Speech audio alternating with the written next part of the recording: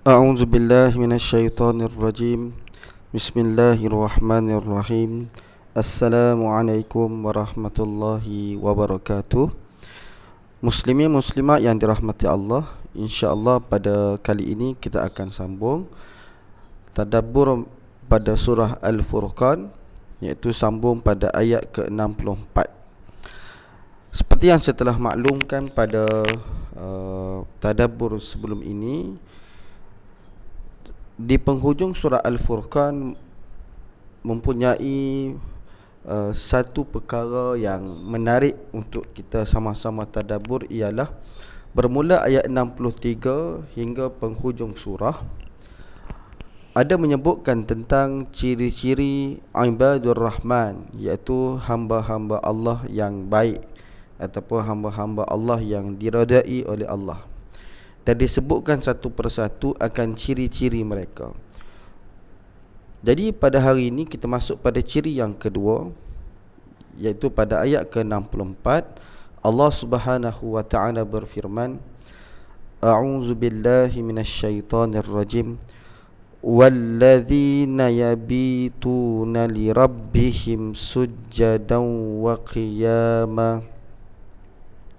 Dan orang yang melalui malam hari dengan bersujud dan berdiri untuk Tuhan mereka. Sebelum ini telah disebutkan ciri ibadur rahman yang pertama, iaitu sifat tawadu', yakni merendah diri, dan sopan, yakni lemah lembut, yang apabila ditohmah, apabila dicaci ataupun dilontarkan dengan kata-kata keji, kata-kata yang buruk, lalu dijawab dengan kalimah salam, iaitu dijawab dengan kalimah yang baik. Kini disebutkan pula ciri yang selanjutnya, iaitu walladzina yabituna lirabbihim sujjadan wa qiyama, iaitu merujuk kepada satu perbuatan, yakni ibadur rahman ini mereka yang bersujud dan berdiri untuk Tuhan mereka pada malam hari. Sujjadan wa qiyama. Mari sama-sama kita melihat kepada tafsiran ayat ini, apakah yang dimaksudkan dalam ayat ini. Sujjadan wa qiyama itu apa? Disebutkan bahawa melazimnya ibadah, yakni dengan qiyamul lail, menghidupkan malam dengan ibadat. Tafsiran ayat, walladzina yabituna lirabbihim sujjadan wa qiyama, yakni mengerjakan ketaatan dan beribadah kepadanya, yakni kepada Allah, seperti yang disebutkan dalam surah Az-Zariyat ayat 17 dan 18. A'udzu billahi minasyaitonir rajim. Kanu qalilan minal laili ma yahja'un wa bil ashari hum yastaghfirun. Mereka sedikit sekali tidur pada waktu malam, dan pada akhir malam mereka mohon ampun kepada Allah Subhanahu wa taala. Begitu juga seperti ayat ke-16 daripada surah As-Sajdah. Tatajafa junubuhum 'anil madaji'i yad'una rabbahum khawfan wa tama'a wa mimma razaqnahum yunfikun. Tatajafa junubuhum, mereka merenggangkan diri dari tempat tidur, yakni maksudnya sedikit sangat tidur kerana mengerjakan sembahyang tahajud dan amal-amal soleh. Mereka sentiasa berdoa kepada Tuhan mereka dengan perasaan takut. Yad'una rabbahum khawfan, yakni perasaan takut akan kemurkaannya, serta dengan perasaan ingin memperolehi lagi keredaannya. Wa tama'a, wa tama'a ni kalimah yang biasa kita dengar, tamak. Maksud tamak kat sini sebab apa? Tamak yang tak pernah puas untuk mendapat keredaan Allah. wa mimma razaqnahum yunfikun, dan mereka selalu pula mendermakan sebahagian dari apa yang kami berikan kepada mereka. Ibnu Abbas radhiyallahu anhu berkata, Ibnu Abbas ini adalah salah seorang di kalangan sahabat yang pakar dalam tafsir Al-Quran, menyatakan barang siapa yang melakukan solat 2 rakaat atau lebih sesudah solat Isya, bererti dia telah solat sepanjang malam.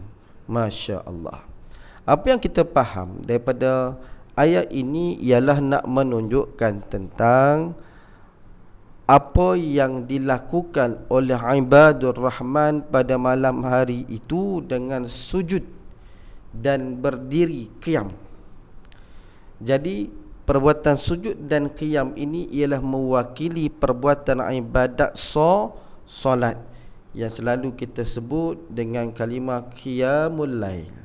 InsyaAllah saya cuba untuk berkongsi pada waktu yang agak terhad ini untuk sama-sama kita tadabbur apa yang boleh kita ambil manfaat daripada ayat ini. Muslimin, muslimat yang dirahmati Allah, perhatikan ya. Dalam ayat tersebut Allah Ta'ala menggunakan kalimah yabituna. Yabituna, maksud dia melalui mereka yang melalui malam hari. Maksudnya di malam hari itu apa yang mereka lakukan, iaitu kalau tengok balik pada ayat, walladzina yabituna lirabbihim sujjadan wa qiyamah, dan orang-orang yang melalui pada malam hari dengan bersujud dan berdiri kerana Tuhan mereka.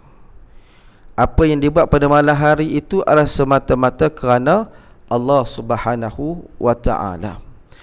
Jadi kalaulah kita memerhatikan, perkara pertama ialah kalimah yabituna tu, dia tak menggunakan kalimah yang merujuk kepada satu makna yang umum, khusus ya. Kalimah ni orang yang melalui pada malam hari, waktunya adalah malam. Setiap manusia melalui waktu malam pada setiap hari. Semua orang dapat siang dan malam ni sama. Hari ni kita ada 24 jam, dan orang lain pun sama 24 jam. Adanya waktu siang, adanya waktu malam. Jadi setiap manusia dapat tempoh waktu malam yang sama. Cumanya berapa ramai yang bangkit qiyamul lail, mendekatkan diri dengan Allah Subhanahu wa ta'ala. Yang ni sama-sama kita muhasabah. Sebab itulah yang disebut di penghujung surah Al-Furqan ini ialah ciri-ciri orang yang beriman. Tahapnya bukan tahap level biasa-biasa. Orang yang betul-betul beriman, yang dikasihi oleh Allah Tuhan, yang menunjukkan pada ayat ini sifatnya Ar-Rahman. Kalau ciri yang pertama dahulu, yakni mereka ini adalah orang-orang yang penuh dengan sifat tawadhu dan juga lemah lembut. Masya Allah, susah nak dapat. Kadang-kadang orang mengumpat kita ataupun ada orang fitnah kita, kita melenting habis dah kan? Mungkin kita ni mengamuk pasal dah kan? Cuba kita bayangkan pula bagaimana bila dibacakan ayat ini, salah satu lagi sifat yang ada pada ibadur Rahman itu ialah mereka yang memanfaatkan waktu malam untuk mereka sujud dan berdiri, yakni beribadah kepada Allah Subhanahu wa ta'ala. Sama-sama kita fikirkan di saat pada waktu ini kita berada di rumah kan? Kadang-kadang kita ambil sisi positif lah kan? Mungkin boleh kata ramai orang kan? Boleh kata kebanyakan orang dia tak selesa dalam tempoh waktu PKP ni duduk di rumah saja. Kalau saya kat rumah tu, orang perempuan saya, dia kata kat saya, abang tak apalah, boleh juga keluar, pergi beli makanan apa semua boleh keluar juga. Maksudnya tidaklah terpenjara dalam rumah kan? Tapi benar ya, ada perkara yang boleh sama-sama kita ambil manfaat dalam setiap apa yang telah Allah tetapkan. Hari ini Allah telah tetapkan, takdirkan yang kita berada di rumah. Cuma kita masih, walaupun terpenjara, kita masih lagi ada internet, ada televisyen, ada macam-macam. Ditambah pula pihak kerajaan memberikan kepada kita akses internet percuma 1 gig sehari melalui syarikat telco masing-masing lah. 1 gig sehari tu, Masya Allah. Sentiasa online, Facebook online, WhatsApp online, apa-apalah, Telegram online, semua online. Tapi pada masa yang sama, yang hari ni kita patut untuk kita sama-sama fikirkan, kan, kalaulah mungkin sebelum ini kita sentiasa dalam keadaan offline beribadah kepada Allah dengan solat qiyamul lailnya, tahajud, dengan solat taubat, dengan solat hajat, dengan solat tasbih, dengan solat apa-apa segala solat sunat lah, kan. Jadi hari ini ada peluang untuk kita online kan, yang dahulu mungkin sebelum-sebelum ni kurang. Mungkin ada tapi kurang. Kita cuba, kita fikir balik, mungkin ini adalah salah satu hikmah yang Allah nak kita ni dekat pada Allah Subhanahu Wa Taala. Benda yang ke depan jadi ni, apa pun kita reda, kan? Kita pun tak tahu apa yang jadi sebenarnya. Kalau tengok pada angka kematian, tengok pada angka kes-kes baru dan seumpamanya, seluruh dunia ni menggerunkan. Cumanya kalau tengok graf negara kita ni, wallahu alam lah, bagi sudut pandang orang biasa macam saya ni yang tak apa reti buat perubatan ni, saya tengok alhamdulillah lah. Maksudnya tidaklah begitu teruk seperti mana negara-negara lain yang terus mendadak dari segi jumlah yang positif dan juga yang mati, kan? Tapi ala kulli hal, yang pada hari ini diri kita ni, diri kita ni, sebab kok mana pun hidup di dunia ni akan habis. Kalau tak dengan kiamat, kita mati, tu je, kan? Jadi sebab itu hari ni kita punya masa seolah-olah seperti Allah bagi kita peluang seluas-luasnya untuk manfaatkan waktu ada di rumah ni. Kali dulu mungkin kita sibuk dengan macam-macam aktiviti, dengan kerja kita, dengan macam-macam lah. Tapi hari ni, waktu ni kita dah tidak disibukkan. Apa kata kita ambil sikit manfaat, kan? Kalau tak boleh buat banyak-banyak, buat sikit pun jadi. 2 rakaat seperti yang disebut oleh Ibnu Abbas tu pun okey. Barang siapa yang melakukan solat 2 rakaat atau lebih sesudah solat isyak, berarti dia telah solat sepanjang malam. Masya Allah. Sama-sama kita cuba, khususnya saya lah yang dalam memberi tazkirah ini. Baik, cumanya di sini saya suka untuk berkongsi dari segi pembahagian waktu malam. Sebab ada juga yang bertanya dan ada juga yang suka ataupun ingin mengetahui bila sebut tentang malam. Sebab ada orang tanya kat saya, yelah kalau kita ikutkan jam AM dengan PM, bila masuk pukul 12 tu dah AM dah, pagi. Tu cerita dia. Baik, sekarang ni apa yang sampai pada kita ni adalah daripada Al-Quran dan juga hadis Nabi SAW. Nak kira dia bagaimana? Bukan kira ikut orang putih, kena kira ikut Arab lah, kan? Jadi bila sebut malam, malam ni bermula daripada waktu maghrib, masuk sejak azan maghrib tu sampailah habis isyak. Tu tempoh dia. Daripada maghrib sampailah habis isyak, itulah dia tempoh dia. Jadi isyak habis pukul berapa? Habis dia masuk azan subuh. Jadi itulah tempohnya yang boleh kita nak hidupkan malam kita ni. Jadi di sana adalah pembahagian-pembahagian dia. Ada yang buat 1/3, 3 bahagian. 1/3-nya untuk dia tidur, 1/3 dia beribadat, 1/3 dia buat aktiviti dan sebagainya. Tapi kok mana apa, kalau orang tanya waktu dia bila, bermula waktu maghrib hinggalah habis waktu isyak. Jadi bila sebut berkaitan tentang waktu malam ini, apakah perkara yang boleh kita ambil manfaat? Okey, baik. Kita biasa dengar kalimah qiyamul lail. Qiyamul lail maksudnya ialah bangun malam. Bangun malam ini ialah mendirikan pada malam hari itu dengan ibadat-ibadat. Tak kiralah dengan zikrullah ke, dengan baca Quran ke, dengan solat ke dan seumpamanya. Tapi ada hadis-hadis banyak ya, sangat banyak hadis-hadisnya yang menunjukkan tentang kelebihan-kelebihan mereka yang mengambil manfaat daripada malam hari ini untuk beribadah kepada Allah Subhanahu wa taala. Contoh hadis daripada Abu Hurairah radhiyallahu anhu, sabda Rasulullah sallallahu alaihi wasallam, yanzilu rabbuna tabaraka wa taala kulla lailatin ila as-sama'id dunya hina yabqa thuluthul lail akhiru yaqul man yad'uni fa astajiba lahu man yas'aluni fa'utiyahu man yastaghfiruni fa'aghfir lahu.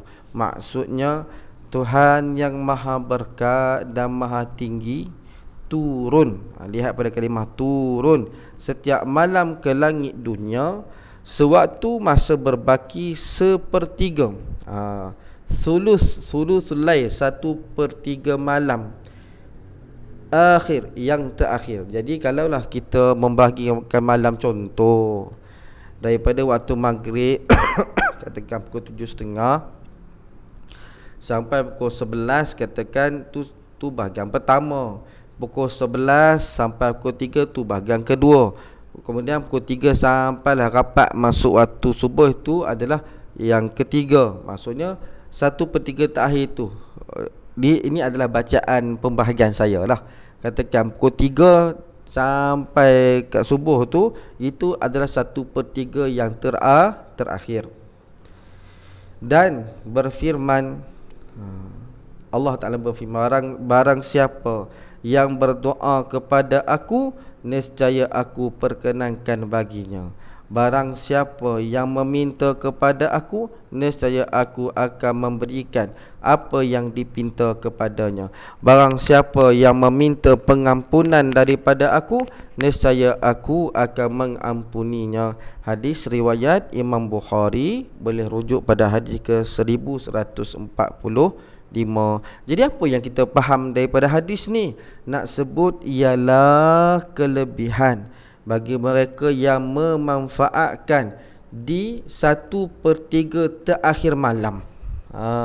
Habis itu kalau kita contoh, katakan kita bangun pukul 5 ataupun dalam 15 minit sebelum subuh, maka itu juga termasuk 1/3 di penghujung malam. Maka ambillah manfaat pada waktu itu. Buat apa? Dalam hadis ni sebut dengan jelas, ya, may yad'uni, siapa yang berdoa, fa astajiba lahu, nescaya aku akan mustajabkan, perkenankan doa dia. May yas'alni, siapa yang minta kepada aku, mintalah hajat apa saja, minta pada Allah, fa'atiyahu, maka aku akan berikan. May yastaghfiruni, siapa yang minta ampun, fa'aghfir lahu, maka aku akan ampunkan. Maka ambil manfaat, kan, mudah-mudahan dengan adanya hadis ni hadis sahih, sama-sama kita beramal insya-Allah.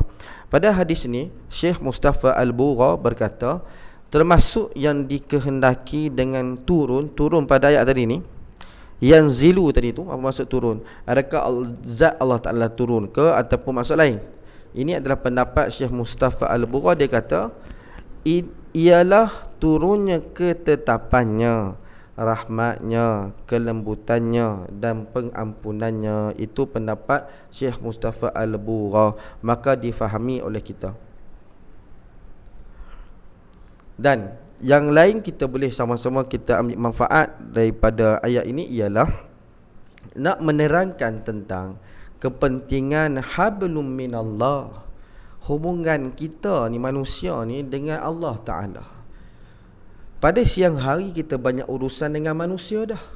Jadi manfaatkan malam hari dengan berurusan dengan Allah Subhanahu Wa Ta'ala, dengan ibadat qiyamul lail kita, kan? Subhanallah. Cuba kita tengok, ya, kalau waktu kita susah, kita minta tolong dengan adik-beradik kita, dengan kawan-kawan kita, bagaimana keadaan kita? Waktu kita minta tolong bagaimana, kan? Sepatutnya begitulah juga bila mana kita meminta daripada Allah Subhanahu Wa Ta'ala dalam solat kita. Kalau boleh menangis, menangislah, kan? Kalau tak menangis, dia bukan sebab hati kotor ke, hati keras ke apa. Kadang-kadang mungkin sebab orang ni memang susah nak menangis. Kena buat menangis sehingga dia akan melazimi oleh dirinya akan menangis ketika mana beribadah kepada Allah Subhanahu wa taala. Perkara ni dia kena latih kan, mudah-mudahan dengan sedikit ruang yang ada ni, tak lama dah nak masuk Ramadan dah ni, 15 hari lagi kan. Mudah-mudahan Allah Subhanahu wa taala berikan kebaikan kepada kita. Tak kiralah keadaan suasananya bagaimana tahun ni, berdoa bagi Allah Taala mudahkan urusan kita. Mudah-mudahan kita dapat Lailatul Qadar pada bulan ini, insya-Allah, pada tahun ini, insya-Allah, mudah-mudahan. Dan yang terakhirnya sama-sama saya nak kongsi ialah ibadat qiyamul lail ini merupakan sunnah Nabi SAW. Kalaulah kita melihat dalam surah Al-Muzammil kan, bahawa itu adalah dalil menunjukkan dalil kewajipan bagi Nabi SAW untuk qiyamul lail. Bagi Rasulullah SAW, qiyamul lail, ibadat malam hari itu adalah wajib. Dan bagi kita umat Nabi Muhammad SAW, walaupun tidak diwajibkan, tetapi hukumnya adalah sunnatun muakkadah. Ibadat sunat yang sangat-sangat dituntut. Jadi kita ambil manfaat dengan kudrat yang masih ada, dengan waktu yang masih ada. Dan bukan hanya kita, tapi dengan keluarga kita sama, pasangan kita, anak-anak, cucu-cucu dan semualah sahabat-sahabat kita. Mudah-mudahan dipermudahkan oleh Allah untuk kita beribadat pada malam hari, yakni qiyamul lail. Tak boleh buat 10 rakaat, buat 2 rakaat pun alhamdulillah, mudah-mudahan istiqamah. Hanya sekadar itu dahulu kita tangguh dengan tasbih kafarah dan suratul as. Subhanakallah bihamdika asyhadu an la ilaha illa anta wa astaghfiruka wa atubu ilaik. Bismillahirrahmanirrahim. Wal 'asri innal insana lafi khusr illa allazina amanu wa 'amilus solihat wa tawassaw bil haqq wa tawassaw bis sabr.